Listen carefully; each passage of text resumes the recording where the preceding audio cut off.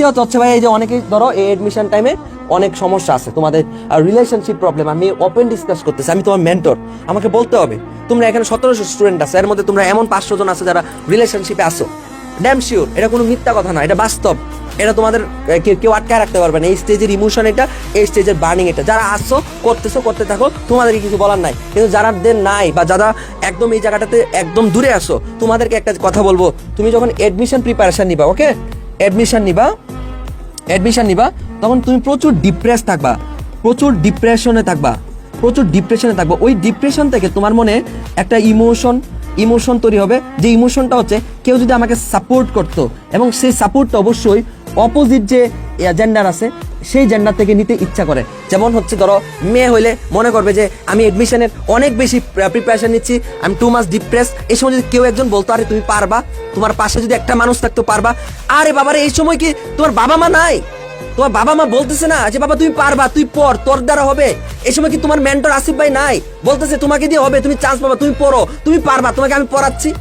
ঠিক এডমিশন সময় পড়তে প্রচুর ডিপ্রেশন আসে, তখন মনে হয় ইস আমার কাছে যদি এমন একজন মানুষ থাকতো, ইমোশনাল কানেক্টেড মানুষ থাকতো, যে আমাকে আদর করে বলবে, মানে ছেলে হইলে বলতো, মেয়ে যদি থাকতো, আরে তুমি পারবা, তোমার জন্য আমি আসি, তুমি ডাবিতে চান্স পাও, তারপর আমরা বিয়ে করবো, এই কথাটা যদি বলতো, জীবনে সকল কিছু করে দেখাই দিতাম, এত বেশি ইন্সপিরেশন পাইতাম, এত বেশি জীবনে পাইতাম, মোটিভেশন পাইতাম, যে ডাবি জয় করে দেখাই দিতাম। এই ডিপ্রেশন টাইমে তোমার এটা মনে হবে, ওই ইমোশনটা তোমার ভিতরে তৈরি হবে, যে কেউ যদি আমাকে একদম সাপোর্ট দিত, একটা সাপোর্টিভ পার্টনার খুঁজবা তখন।